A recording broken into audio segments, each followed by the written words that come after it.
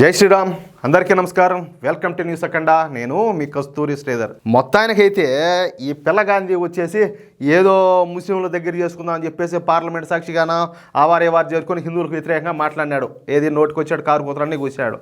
ఏమన్నా వాళ్ళు ఉసిరేమన్నా తగిలిందో ఎట్టా. మరి ఈ పిల్లగాంధీకి అయితే అదే పిల్లగాంధీ అంటే మీకు అర్థం అవుతుందో అర్థం కాదో. ఈ రాహుల్ గాంధీ స్వామి ఆయనే పిల్లగాంధీ. ఎందుకంటే ఆయన అందరూ యువనాయకుడు అంటారు కదా, అందుకని చెప్పి నేను పిల్లగాంధీ అన్నాలే. ఆయనకి ఇప్పుడు లేనిపోని కష్టాలన్నీ కూడా మొదలైపోయినాయి. సరే, ఏంది ఆ కష్టాలు ఏంది అనేది ఈ న్యూస్ ద్వారా మీకు ఇప్పుడు చెప్పే ప్రయత్నం చేస్తా. మామూలు కాదు, కొడతా ఉంటే ఒక దెబ్బ అంటే ఈ యువతలు ఉండే పళ్ళు ఎవరికి వచ్చింది, ఎవరు ఉండే పళ్ళు ఎవరికి వచ్చింది. ఆ మారు దొగుతాయి దెబ్బల పాపం పసిపిల్లవాడని కూడా చూడకుండా. సరే, మొన్న ఈ మధ్య జరిగినటువంటి పార్లమెంట్ ఎన్నికల్లో కాంగ్రెస్ పార్టీ ఏకంగా 99 స్థానాల్లో విజయం సాధించిన సంగతి మీకు అందరికీ కూడా తెలిసిందే. ఇక ఈ రాహుల్ గాంధీ అయితే రాత్రి చిన్నపిల్లోడైనా కూడా ఏకంగా ప్రధాన ప్రతిపక్ష నేత అయిపోయినాడు. అర్థమైందా? ఇక అప్పటి నుంచి ఈ రాహుల్ గాంధీకు పట్టణ పగ్గాలు లేకుండా పోయినాయి. ఎగురుతున్నాడు జిగ్గుమని. నిన్న కూడా ఓయమ్మ స్వామి పార్లమెంట్ మామూలు కాదు, అంతా బేభత్సం చేసినాడు.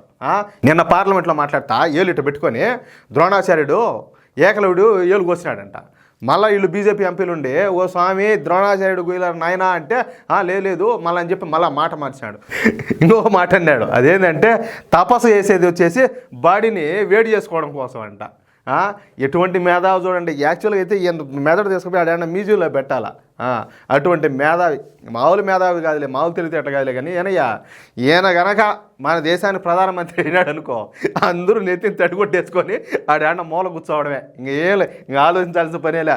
అన్నీ కూడా చల్లగా సాఫ్గా చేస్తాడు, ఏం కొరవ పెట్టకుండా. సరే, పార్లమెంట్లో తమ ఇండి కూటమి పార్టీలను కూడా ఏ మాత్రం కూడా పట్టించుకోకుండా ఈ యువనాయకుడైనటువంటి ఈ రాహుల్ గాంధీ ఏకపక్షంగా వ్యవహరిస్తున్నాడు. అసలు ఏ విషయంలోనూ తమ ఇండి కూటమి పార్టీల అభిప్రాయాలు కూడా తీసుకోవడంలే. అంత పెద్దోడు అయిపోయినాడు అనమాట, పెద్ద మనిషి అయిపోయినాడు.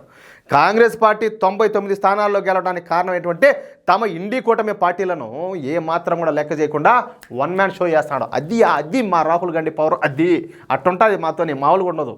పైగా హిందువులను రకరకాలుగా అవమానిస్తా ముస్లింలకు దగ్గర కావడానికి చూస్తున్నాడు. అంటే ముస్లింల ఓట్లు గంపగుత్తగా తమ కాంగ్రెస్ పార్టీకే పడాలన్న ఆలోచనతో ముందుకు పోతున్నాడు. మామూలు నేను చెప్పా కదా, మామూలు మేధావి కాదు, నెక్స్ట్ లెవెల్ అట్టా. ఇదే ఇప్పుడు ఈ ఇండి కూటమి పార్టీలో పునరాలోచించుకునే విధంగా చేసింది. ఎందుకంటే ఈ ఇండి కూటమి పార్టీలన్నీ కూడా అన్నీ సూడో సెక్యులర్ పార్టీలే. ఈ కాంగ్రెస్ ఎంతో అయ్యి అంతే. ఇక ఆ పార్టీలన్నీ కూడా బ్రతుకుతాన్ని కూడా ముస్లింల ఓట్ల మీద ఆధారపడే. అర్థమైందా? కానీ ఈ రాహుల్ గాంధీ వచ్చేసి పార్లమెంట్లో భారతీయ జనతా పార్టీను ప్రధాని నరేంద్ర మోడీ గారిని విమర్శిస్తా ముస్లింలకైతే దగ్గర అవుతాడు. అదే కనుక జరిగితే తమ ముస్లిం ఓటు బ్యాంకు ఎక్కడ దూరం అవుతుందని చెప్పేసి ఈ ఇండి కూటమి పార్టీలన్నీ కూడా భావిస్తున్నాయి. అందుకే గత వారం రోజుల్లో చాలా పరిణామాలు జరిగినాయి. దీంతో కాంగ్రెస్ పార్టీకు ఇప్పుడు భవిష్యత్తు అనేది ప్రశ్నార్థకం అయిపోయింది. ఇక గత వారం రోజుల్లో జరిగినటువంటి పరిణామాలు ఏందో ఒకసారి మీకు చెప్పే ప్రయత్నం చేస్తా. ఏం జరిగింది, అసలు ఏం జరుగుతుంది అనేది. ఢిల్లీ అసెంబ్లీ ఎన్నికల్లో కాంగ్రెస్ పార్టీతో పొత్తు పెట్టుకునేది లేదని చెప్పేసి ఈ ఆమ్ ఆద్మీ పార్టీ అధినేత అయినటువంటి ఈ కేజ్రీవాల్ ఒక సంచలనమైనటువంటి ప్రకటన చేశారు. రాహుల్ గాంధీ ఒంటెద్దు పోకడలకు పోతున్నాడని, కాబట్టి కాంగ్రెస్ పార్టీతో ఏ మాత్రం కూడా పొత్తు పెట్టుకునేది లేదని చెప్పేసి ఈ అరవింద్ కేజ్రీవాల్ తేల్చి చెప్పేశాడు. ఓకేనా? ఇకపోతే ఇండి కూటమి నాయకత్వ బాధ్యతలను తనకివ్వాలని చెప్పేసి అభినవ శూర్పణఖైనటువంటి ఎవరు ఈ పశ్చిమ బెంగాల్ ముఖ్యమంత్రి ఉన్నారు కదా, మమతా బెనర్జీ బహిరంగంగానే డిమాండ్ చేస్తుంది. తాను మాత్రమే ఈ ఇండి కూటమిను ముందుకు తీసుకెళ్తానని చెప్పేసి మీడియా ముఖంగా ప్రకటించింది. అంటే రాహుల్ గాంధీకు నాయకత్వ లక్షణాలు లేవని చెప్పేసి చెప్పగానే చెప్తాను ఎవరు ఈ మమతా బెనర్జీ. ఓకేనా?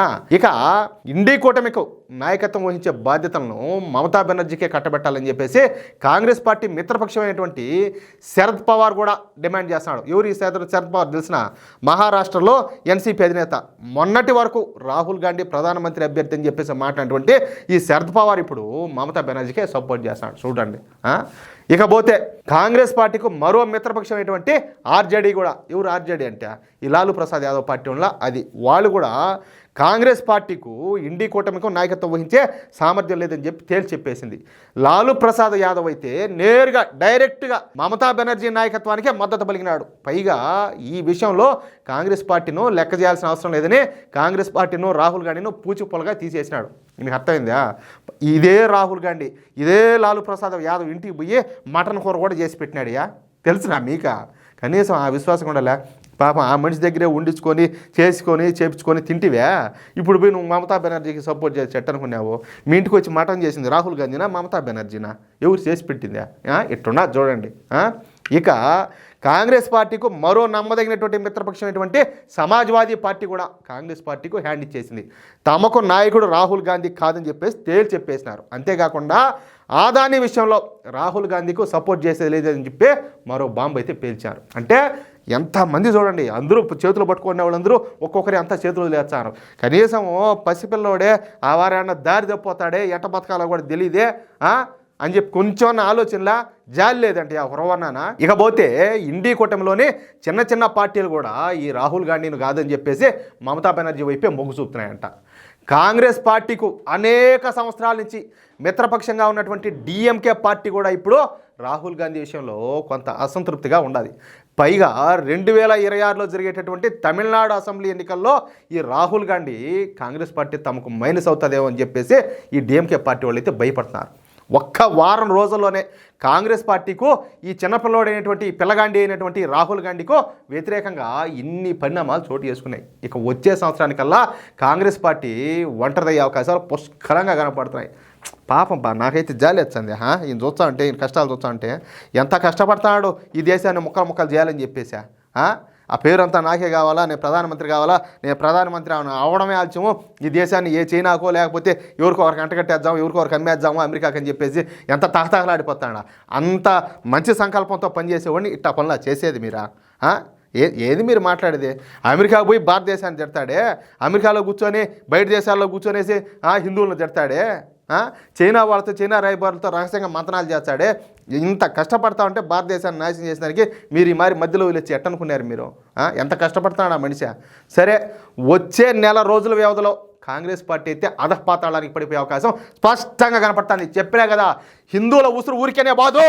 హిందువులు మాట్లాడినావు, హిందువులు నీచంగా మాట్లాడినావు పార్లమెంట్ సాక్షిగా, ఆ ఉసురు అయితే ఖచ్చితంగా తగలనే తగులుతుంది. కాంగ్రెస్ పార్టీ అనేది కాలగర్భంలో కలిసిపోతుంది. ఖచ్చితంగా చూడండి కావాలంటే ఏం జరుగుతుంది. నేను చెప్పింది కనుక కరెక్ట్ అని కానీ మీరు భావిస్తే ఈ న్యూస్ని మీరు 10 మందికి షేర్ చేయండి. అలాగే ప్రతి ఒక్కరు కూడా మీ యొక్క అమూల్యమైన అభిప్రాయాలు ఖచ్చితంగా కామెంట్ రూపంలో తెలియజేయండి. మిత్రులారా, ఈ వీడియో ఎంతమంది అయితే చూస్తున్నారో, ఓకే ఇదిగో న్యూస్ అఖండాలో నువ్వు మంచి వార్తలు ఇస్తున్నావు, నువ్వు చెప్పేటి మాకు బాగా నచ్చుతున్నాయి, మంచి ఇంట్రెస్టింగ్ వార్తలు అందిస్తున్నావు, ఎప్పటికప్పుడు మంచి అప్డేట్స్ ఇస్తున్నావు, వేరే ఛానల్లో రాని న్యూస్ కూడా నువ్వు ఇస్తావు అని చెప్పేసి మీకు ఎవరికైనా అనిపిస్తే ఏ మాత్రం కూడా మన ఛానల్ సబ్స్క్రైబ్ చేసుకోవడానికి ఆలోచించొద్దు. ప్రతి ఒక్కరు కూడా మన న్యూస్ అఖండా ఛానల్ సబ్స్క్రైబ్ చేయండి, ప్లీజ్ సపోర్ట్ చేయండి. జై శ్రీరామ్.